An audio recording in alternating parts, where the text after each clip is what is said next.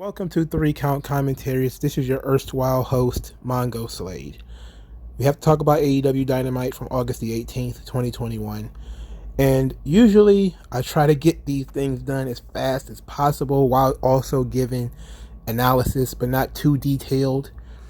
In this one, though, I think I'm going to slow it down a little bit because there was so much going on, especially in that first hour, that it was, for starters, the show was...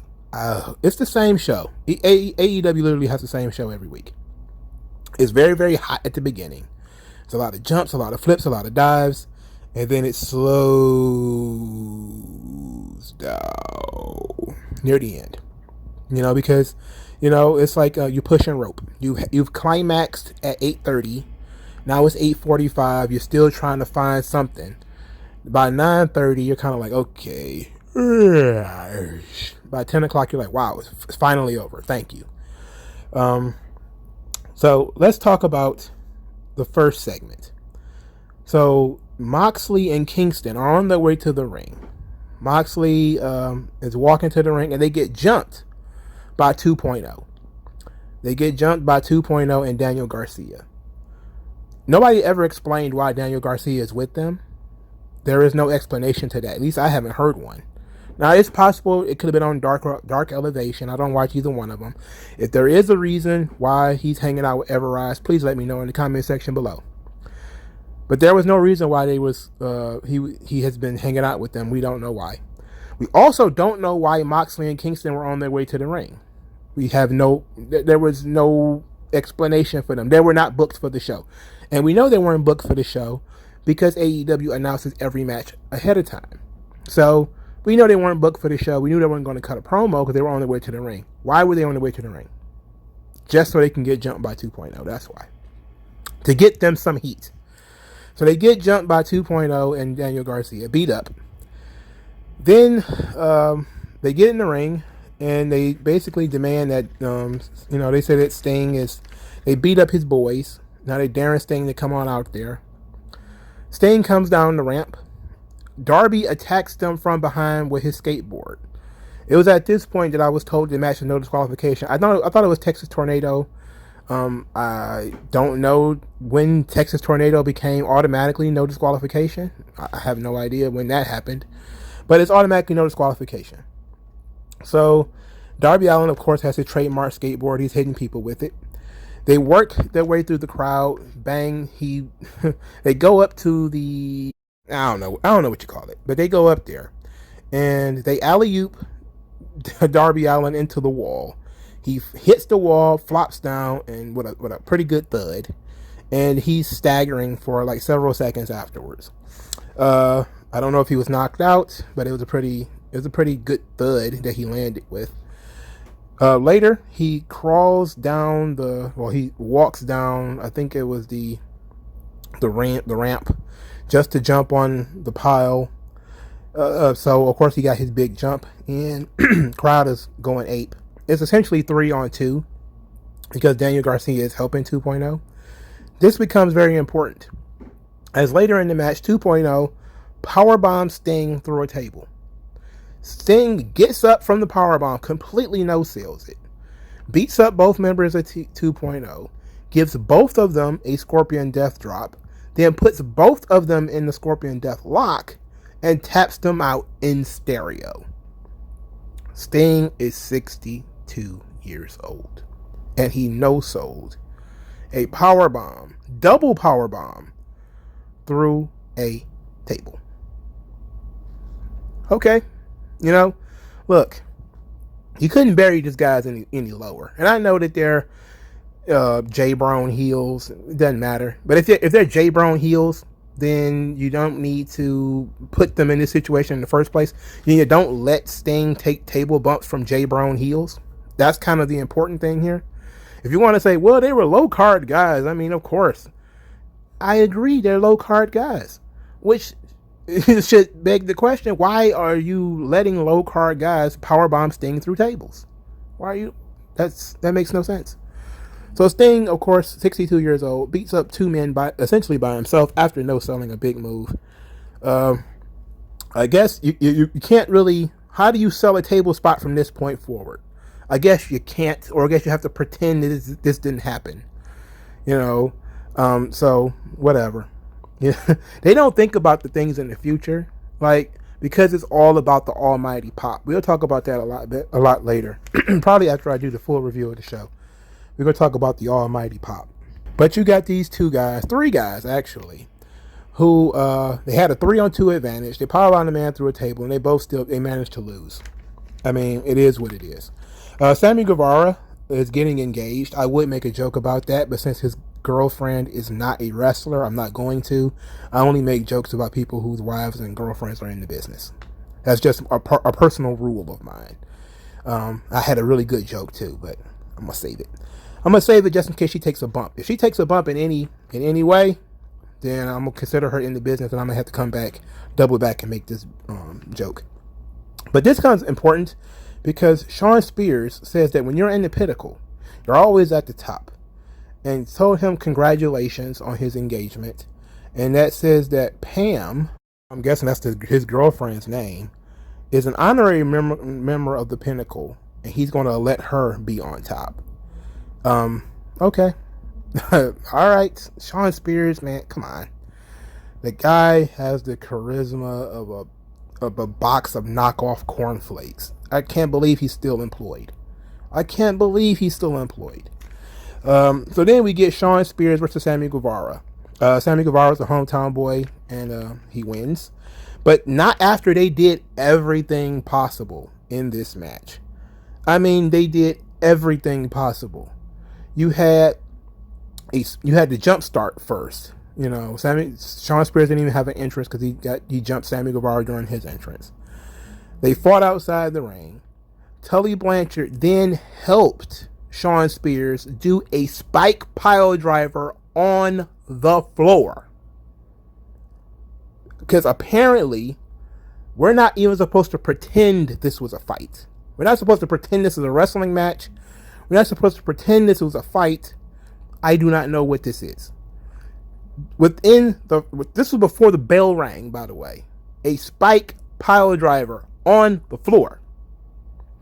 Then they had some pretense that this is a competition. Because Aubrey Edwards, then she tells Tully he has to leave.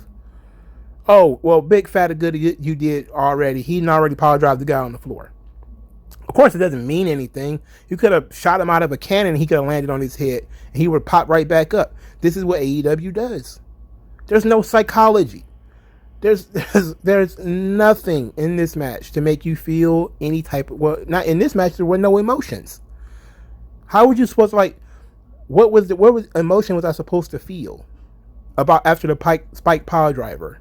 Because he got right back up, and his selling of the spike power driver was putting his hand on his neck. That was his selling of the spike power driver. Oh, as long as I put my hand on my neck, then that's good enough. Come on, man. Somebody jammed your head into the ground. Come on. Oh, boy. That's not even the most egregious garbage that took place in this match. Because later in the match, they do a top rope diamond cutter. Sami Guevara pulls a diamond cutter off the top rope. A springboard diamond cutter off the top rope. And it wasn't the finish. It wasn't the finish. It was just done just to pop the crowd. They popped the crowd. Oh! And then he kicked out. Later, Sami Guevara does a Death Valley driver through a metal barricade onto Shawn Spears. You think that led to the finish? No, sure it didn't. It didn't. Because both of these people are made of titanium all of a sudden. They don't need to sell anything. You might as well just put hit points over their head like this is a video game. Because that's what this was. This was a video game match.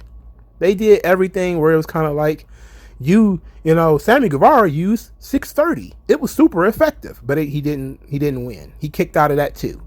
I'm just thinking to myself, bro, if Shawn Spears was really this durable, he wouldn't have lost all the matches he already lost. The guy's a fucking jobber. Why is he kicking out of top rope diamond cutters? Why is he even continuing matches after you put him through a goddamn metal barricade? Why is he kicking out of your finish? Well, one of your finishers. This was the audacity of them to put this on TV. Like, this is absolutely absurd. This was an absurd move masturbation match. Nothing here mattered. Nothing. There was no psychology whatsoever. This was not pro wrestling. This was the furthest thing from it. Sammy Guevara wins with the GTS or some version of the GTS. Who cares? Nothing matters. Don Callis then cuts a promo. He was talking to Christian. He says that he gave Christian his first break in Winnipeg. Christian said that he must be in Kenny Omega's head and that he took one title from him, going to take the other. Then he called him a carny piece of shit again. All right, that worked. Dante Martin had a short promo where he says that he took Kenny Omega to the limit, and that, you know, next time he knows exactly what to do and what better decisions to make, and that he's going to make sure his name is one that they will always remember. And you know what? Okay, you know, he's still very plain. You know, they should have revamped him. They should have gave him a character or something. You know, like, and then make him get braids, or so make him braid his hair or something like that too. Like him walking around, you know, looking like Play from Kid and Play. What was the light skin one from Kid and Play? It was Play, right? Yeah. They both named Christopher, right? I think his name was Christopher something. It doesn't matter. But he looking very light skinned, looking very young. It could have put some style to him, some flash, some flair. You know, if we're gonna make him a singles act, let's spice this thing up a little bit. You know, that'd have been good. Also, let him win matches. So put him in the ring with people he can beat. So the next segment was Dan Lambert from America Top Team. He came out there to cut a promo.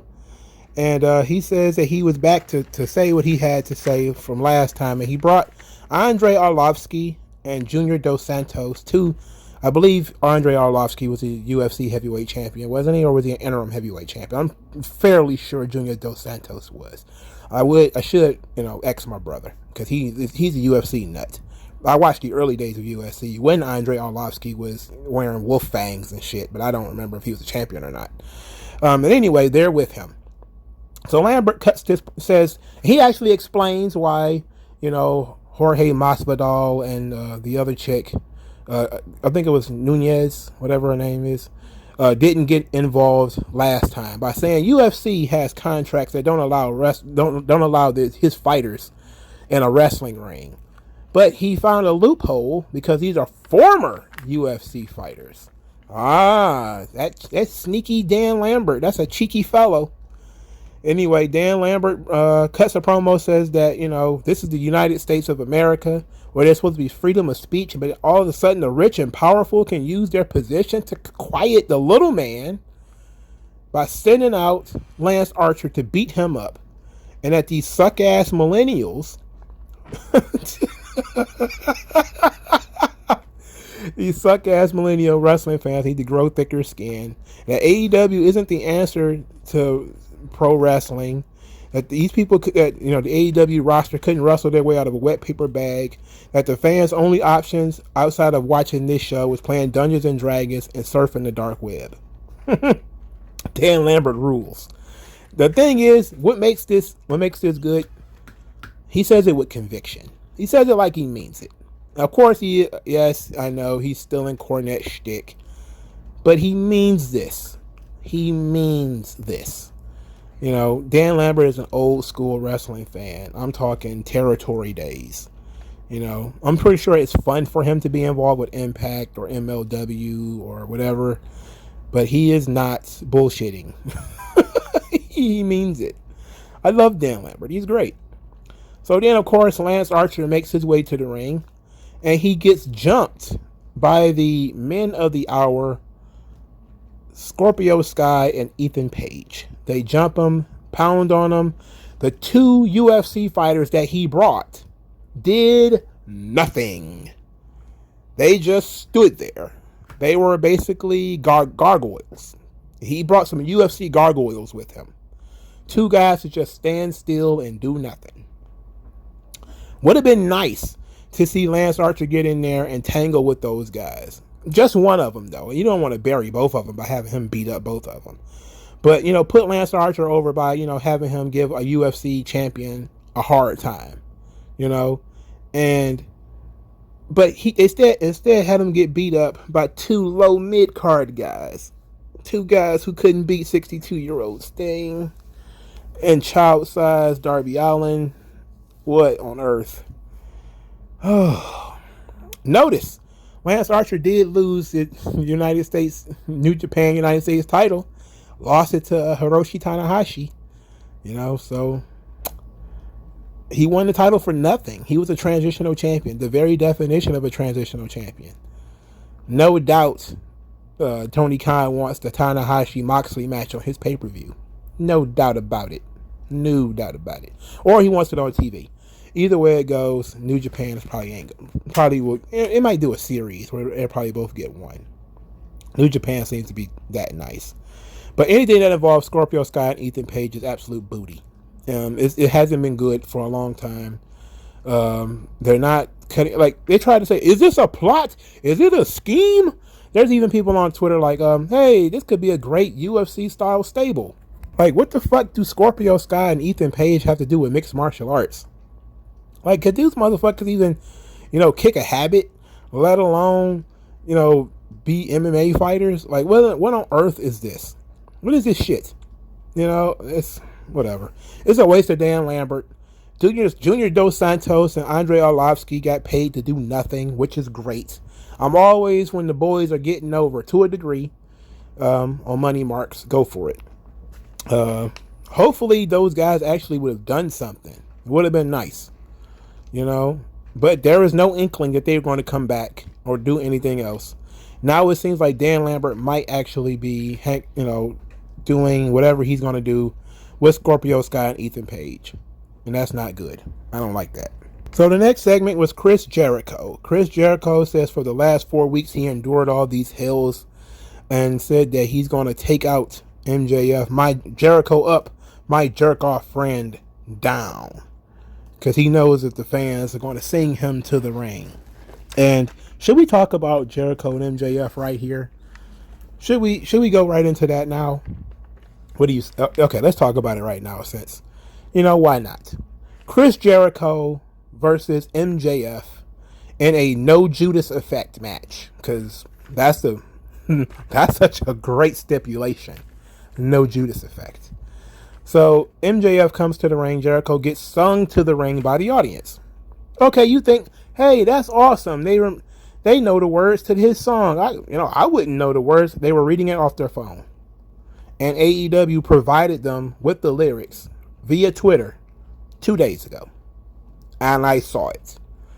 They provided the audience with the lyrics. And then people were reading it off their phones. That's how you know you're over. Look, Jericho is over enough. Jericho is over enough. We didn't need to do this, okay? Was it cool to have everybody sing in unison? I guess so. The cult of Jericho is what it is. Look, Jericho's a great guy, as far as I know. Incredibly unselfish in terms of business, as we'll talk about in a moment.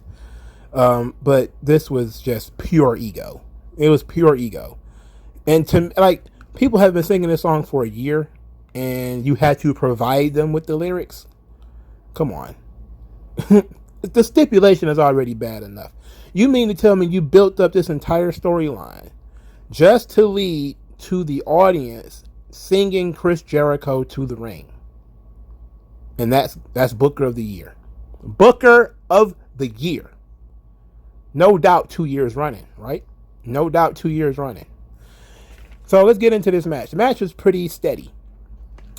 Most normal match on the show. Most normal match on the show. And as usual for AEW, they had so much high energy, high flying, everybody kicks out of everything stuff in the first hour that a large part of the audience in the second hour were kind of like, you're working an arm at 9:45. After we just saw a guy take a pile driver on the floor and get back up. You're working an arm near the end of the show. Come. You're working an arm. So MJF, works the arm.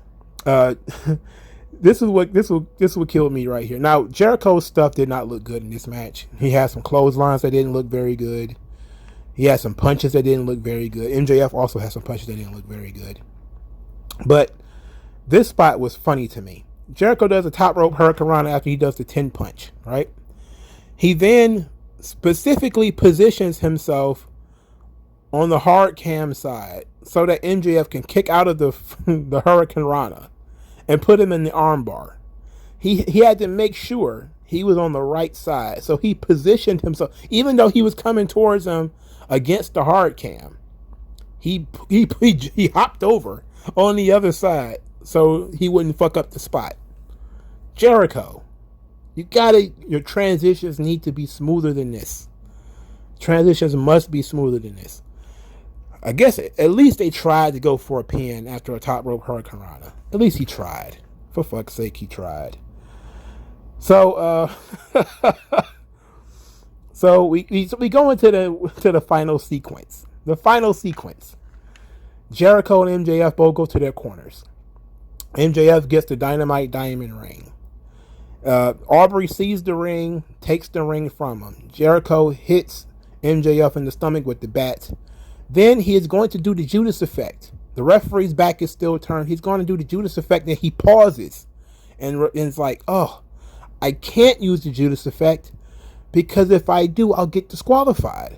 So he pauses, and then MJF hits him with the Judas effect, puts him in the salt of the earth, and Chris Jericho submits. He loses to MJF. There is so much wrong with this. You can almost write a chapter in a book about how bad this was. This was bad. Okay? I'm going to tell you why it's bad.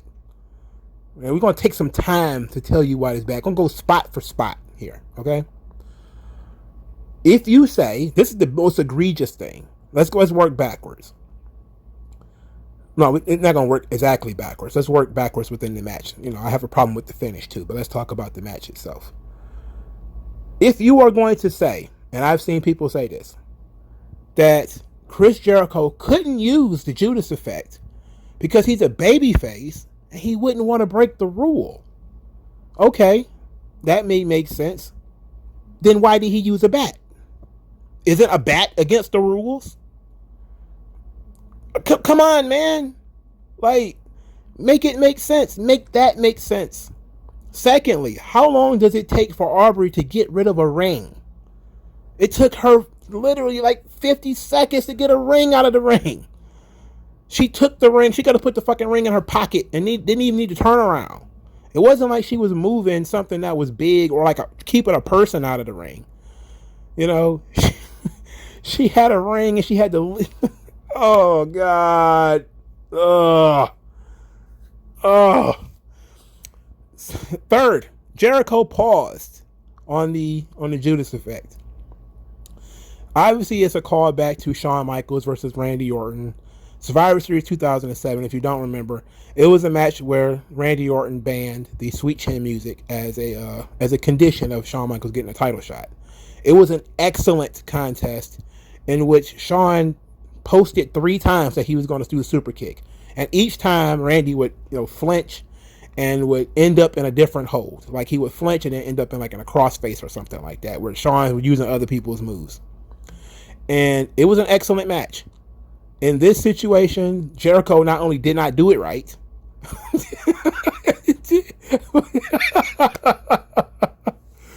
but it looked janky because Jericho just stopped. He's just like, the point of Shawn Michaels, what he was doing was trying to get Randy Orton, of course, to keep flinching, but he did it so many times that it became the little boy cried wolf. And the third time he tried it, Randy didn't bite and just hit him with an RKO and pinned him. If Jericho had been teasing the Judas effect all night, just to get MJF to flinch or something like that, the story would have made sense. But even in this situation, again, the ref's back was turned. He could have used the move, and it wouldn't have mattered. He had already used the bat. For starters, when did hitting somebody with a bat not finish them? You hit him with a bat in the stomach. He recovers 10 seconds later, and you're the ones tapping out. That's terrible. That's awful. That's stupid. This whole show is stupid.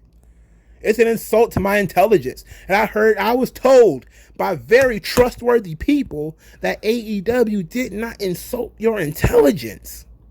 I was told by very trustworthy people I trust. So, what's the problem that I had with the finish? I had a problem with Jericho losing by submission. I don't think that was appropriate. I don't think it was called for. I have a problem with Jericho losing, believe it or not. Oh no, he's trying to make the young guy. He's trying to make MJF. Of course he's gonna put him over. Here's the thing, man. MJF is not a champion or anything like that, right? I get that you're trying to put MJF over. But beating MJF is just as important as MJF winning. Heels are not meant to win feuds. If this is going to be the last match in the feud, now there's a chance that this is not the last match. He should have lost. Bad guys cannot win in the end. That's the story, right? Bad guys cannot succeed. The point of this whole thing should have been that Jericho does not need the Judas effect in order to beat MJF. He has 30 years of history. He has seen all sorts of wrestling moves. He has done all sorts of wrestling moves. You can't tell me the guy only has one move. That doesn't make sense. Okay, it doesn't. And Jericho is not a rookie that relies on one hold. You know, like it's not. No, but see, MJF should have lost because a loss wouldn't have hurt him. It's to Chris Jericho. He's beaten Chris Jericho twice already. That's the thing. He beat him at the at the blood and guts thing, which should have been the star-making performance. This was a match where Chris Jericho was handicapped by not being able to use his finish, and it would have been perfectly fine for him to lose, to be hoisted upon his own petard, for him to have such a high ego to think that I obliterated the one move Chris Jericho needs to win, and then to be shown I don't need all of that one move to win. I invented that one move, but I have hundreds of others. And then you could have done something. Look, unless MJF is going to challenge for the title, which doesn't seem to be the case, what did he win for? What does the win do for him? Where is he going? It is, unless he's going to be propelled up the card to be the number one contender and wrestle for the title, this does nothing for him, really. While a loss would, and I'm not saying pop the crowd, but a loss would have given his character, it would have humbled his character a little bit, and would have given him an opportunity to be even more heelish by making some type of excuse. You gave him an excuse with the bat. That was the perfect excuse right there. If you'd have hit him with the bat, maybe hit him in the stomach, then did the Judas effect, he could have came out next week and said, Jericho's a cheater. He broke the rules. He hit me with a bat. He used a move. He cheated 2 times in order to beat me. Now it's like, I beat Chris Jericho. Now what? Now what? Now where do you go? Now what do you do? You always have to think about the next thing, right? Now I'm guessing the feud is over now. I don't see the point in having another match. Jericho went through this whole labors thing and he lost. Again, it's like playing Super Mario and you get to the last stage and you think you've won Princess Peach, and then you die, and then that's the game over. You have to start all over again. Like, come on, that sucks, man. Like, this is where you're supposed to give people their gratification. You made them wait a month in order for Jericho to get his hands on MJF. Now you give them their gratification by having Jericho beat him, finally, after feuding with him for 4 or 5 months or whatever. So it was the wrong decision. Jericho should have won. And I know I'm probably gonna be on the wrong side of history on that, but I'm willing to take the L. Okay, if people can disagree with me all they want, Jericho should have won this match. And he definitely should have won the match by hitting MJF with the bat or something like that. Or using a different move, using the code breaker. Or something. Or pulling the tights. Or roll up with the tights pulled or something like that in order to embarrass MJF. Just to embarrass him. And look, we know that he embarrassed MJF a lot up to this point, in which they did way too much. But winning this match doesn't really help MJF. It's like, okay, he won, but unless he's going to make him the number one contender and he's going to wrestle for the title, I don't really see how this is benefiting him. Because the other champions are heels. Miro's a heel. Kenny Omega's a heel. So, I don't know. Let's move on. Let's move on. But I am unhappy with that finish. Also unhappy with this finish. The Young Bucks defeated the Jurassic Express in the AEW Tag Team Championship match. This match also had a lot of whoop-de-doos, flippity-floppity-doos, with Jungle Boy doing a hurricanrana from the inside of the ring out. There was an Indie Taker, which is a power driver with a drop kick. All that stuff got a 2 count. And then we get Kenny Omega, brings a chair to the ring, hits Marco Stunt with the chair. He puts the chair in the ring. The referee sees this, right? The referee sees Kenny Omega put the chair in the ring. Christian comes out to take down Omega. There's a whole cadre of weirdos coming out to the ring. You know, Carl Anderson's out there. Brandon Cutler is out there. There's just people everywhere, right? And, of course, the Jurassic Express end up losing. You know, then they jumped them after the match. They jumped Jurassic Express and Christian and just beat the tar out of all 3 of them. No Elite Hunter, by the way. The Elite, it's not like, well, his job is literally to hunt the Elite and could have actually helped in this situation. No. He must be a part-time Elite Hunter. He only hunts Elites sometimes. 1 day a week he hunts Elites. Any other time, he's too busy to hunt elites. He's doing other things. He's got children to raise. He's got a mortgage to pay. He ain't got time to hunt elites. This is stupid. This was stupid. For starters, I know I'm going to be on the wrong side of history on this one too. Jurassic Express should have won this match. They should have won the titles. Why should they have won? Because who the fuck else is going to win the titles? Who else is in contention? The Young Bucks have beat everybody. So now they've beaten Jurassic Express. So now you send them to the back of the box, right? And then the back of the bus. Then they announce later on that there's going to be a tag team tournament. And the winners are going to fight the Young Bucks in a cage match at the pay-per-view. Basically, all the people that they fucked over up to this point are going to wrestle in a tournament. And the winners of the tournament are going to face the Young Bucks in a cage match. My God, that's stupid. You know, come on. Just give Jurassic Express. I mean, I get it. Jurassic Express are likely to win the tournament and likely to win the titles at All Out. I get it. Why not give them the belts here? Why still... Jungle Boy had such tremendous momentum.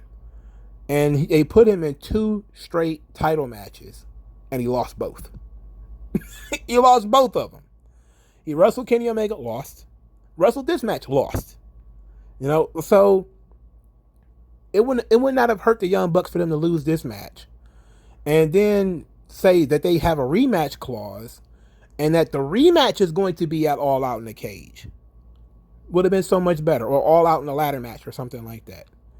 You know, but they have to build content, Mongo.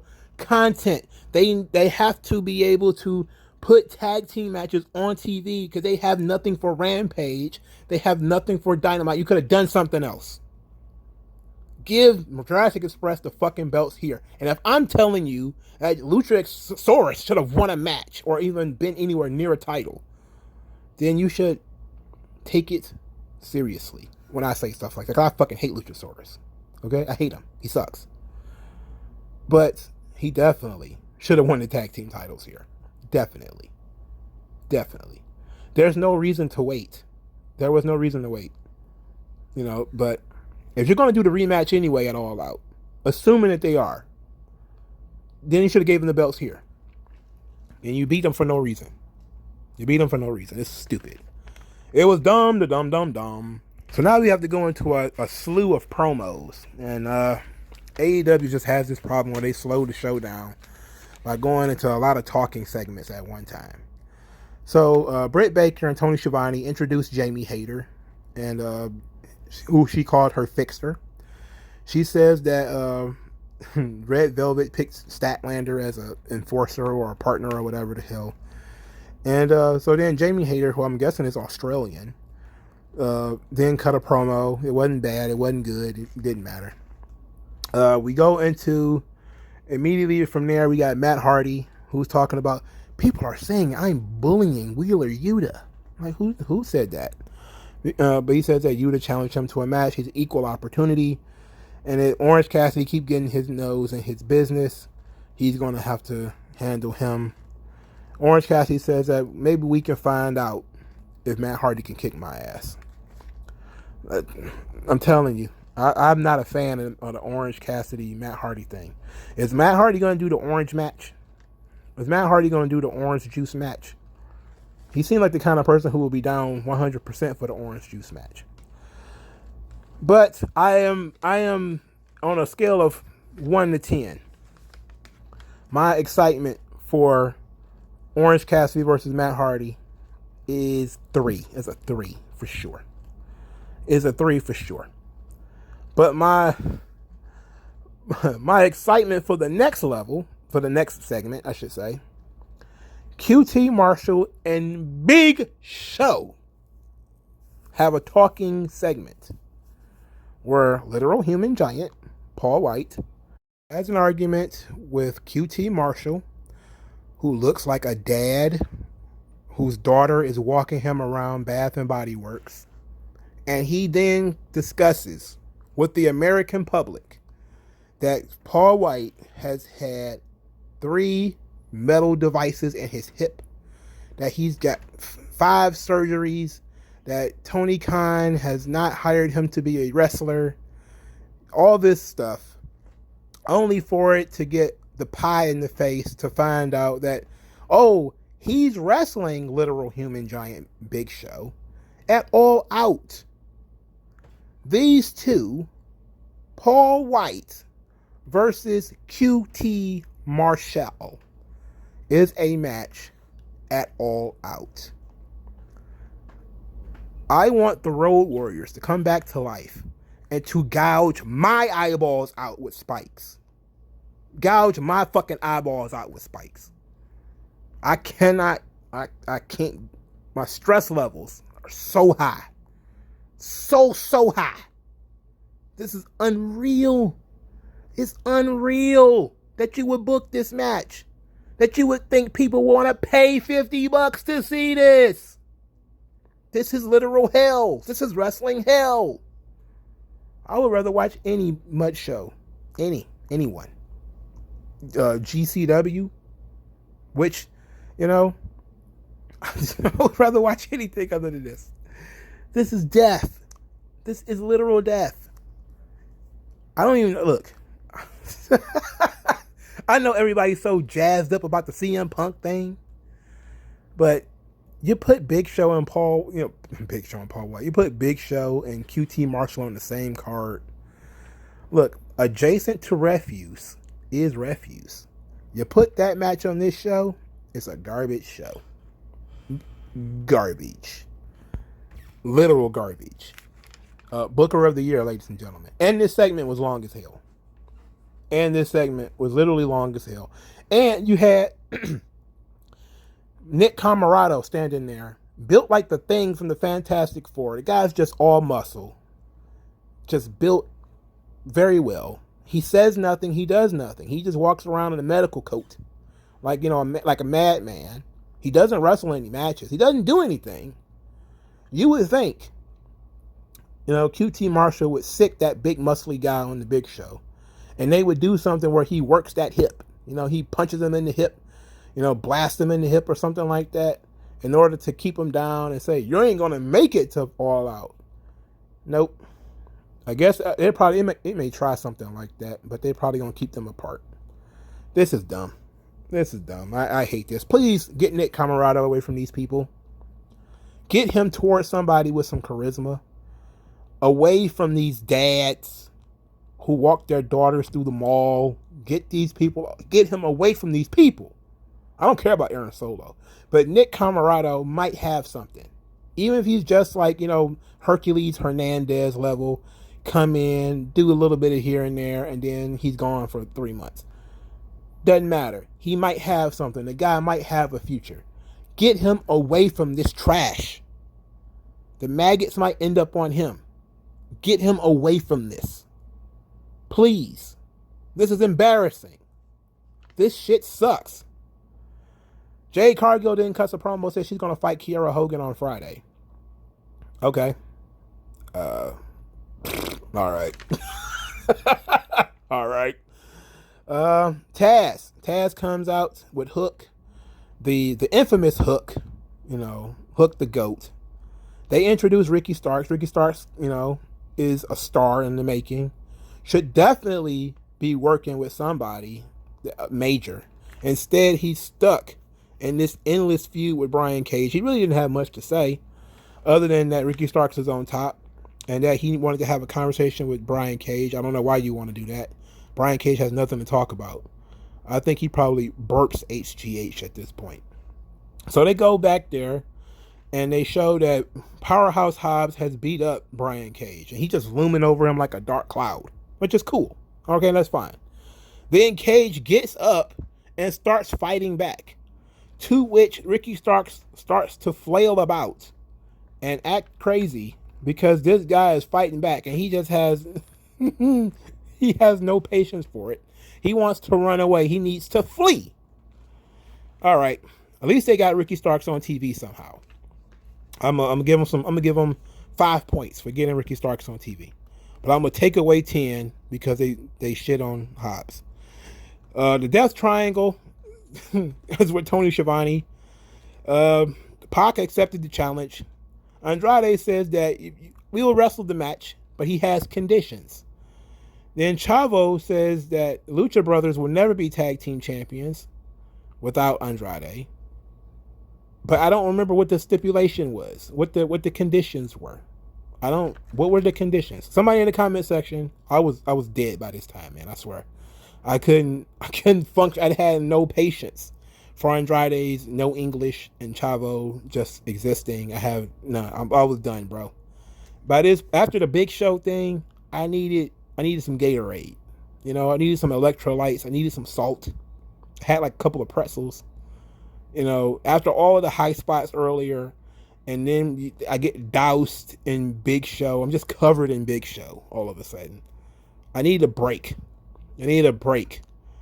So I don't think I listened to this segment very good. I also didn't watch Penelope Ford.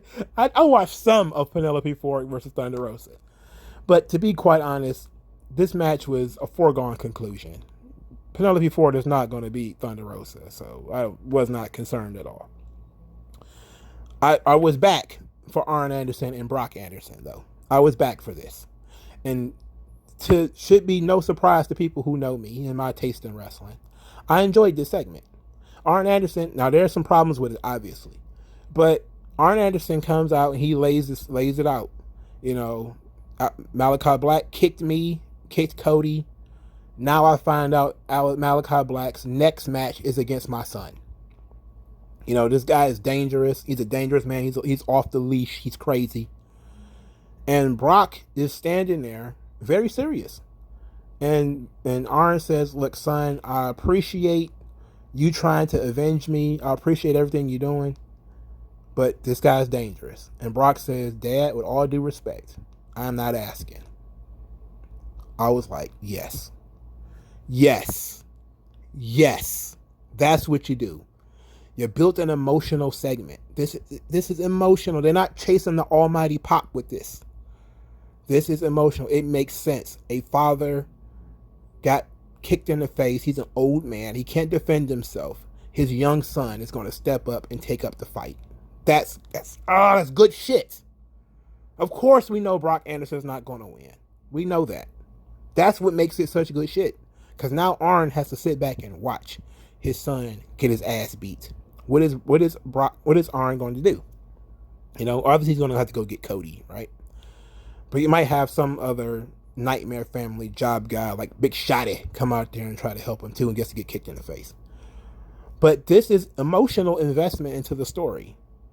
Now, yes, It was a long time ago that he got kicked in the face, and Brock should have came out the very next week demanding to fight Malachi Black, yelling in the ring, "You kicked my dad. He can't wrestle. He's 70 some odd years old or whatever.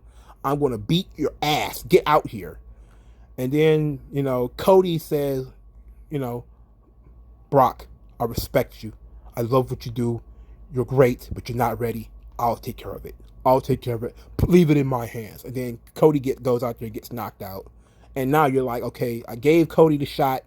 Cody lost. Now it's my shot. I'm going to beat Malachi Black's ass. For no other reason. People would have believed you. Because this is your dad. So, it's true. Brock Anderson's going to lose. But my God, bro. This was great. I like this. Also like the next segment. Miro was down talking Fuego del Sol, because Fuego del Sol accepted something that he was not entitled to. He accepted a contract even though he lost. But then he says, if my challengers won't come for me, I'll come for them. And he challenged Eddie Kingston. You know what? I'm there for that too. Miro, Kingston, that's good shit. That's good shit. We could have told a story to get there, but Miro just being a lunatic and just calling out random names like Eddie Kingston, I'll fight you. Okay, that works for me. All right. And the last promo we got to talk about, Jon Moxley. Jon Moxley is walking the line between heel and babyface.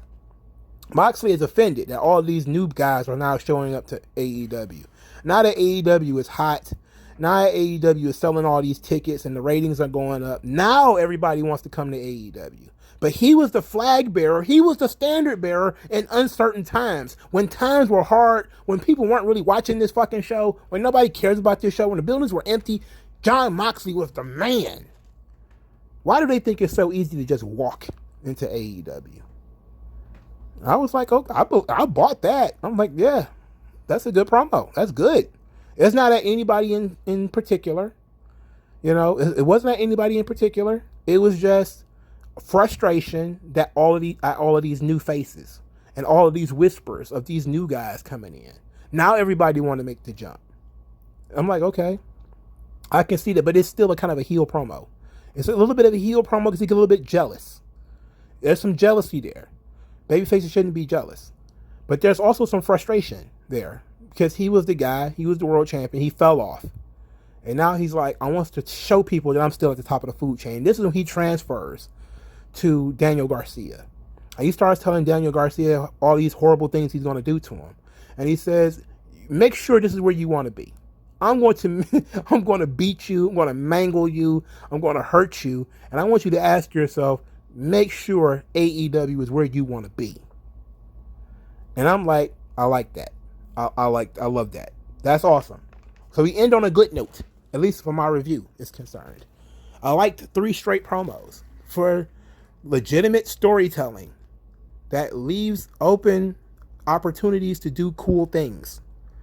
Even if it's a little bit off kilter, I like those 3 promos. Those 3 promos are really good, But this show was typical AEW show. A lot of flips, a lot of dives, a lot of people surviving stuff they shouldn't, no selling, bad refereeing, bad storytelling. Here's what I mean by they're chasing the almighty pop. What I mean is, they're so obsessed with getting crowd reactions that they're not worried about, if things make logical sense. The first 2 matches alone, there's just so much going on. The first match itself, you can excuse it. It was no disqualification. The second match made no sense. They were just doing everything.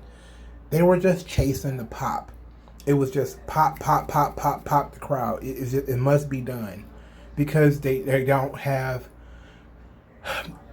This is how Raven put it. Raven explains that, when Chris Benoit used to work, right? That Chris Benoit just worked. Because he didn't have the confidence to slow down and let people, invest themselves into what he was doing. That because he was too introverted and he didn't really feel comfortable opening up to the audience, that he put all his focus on working, you know. And now we see the same version of that in the modern world, where all guys do is flips and dives in their entire routine. They don't take time to let that stuff breathe. They don't take time to, you know, they don't do less and get more out of it. It's constantly chasing that pop, and it burns the audience out. Even people who are, I love AEW, I love it. Even they start tweeting less. Even they start reacting less as the show goes on. Because everything's awesome. Oh my God, that was so great. Oh my God, that was so great. You can't do that for 2 hours. You know, you simply cannot do it for 2 hours. Any wrestler, Jake the St. Roberts, will tell you the same thing if you were to look out for shoot interviews that he did. Even he explained it. You can't do it for 2 hours. You can't keep people on the edge of their seat, constantly flipping and diving and telling. So you sacrifice something in order to get the pop. And what they sacrifice is the emotional attachment, and they sacrifice in storytelling, because they continuously chasing the pop, you know. And it's a problem. It's a big problem in AEW, you know. But I mean, it is what it is. Thank you guys for listening. Like this video, share this video, subscribe to the channel. Thank you guys for your time, and I'll talk to you guys later.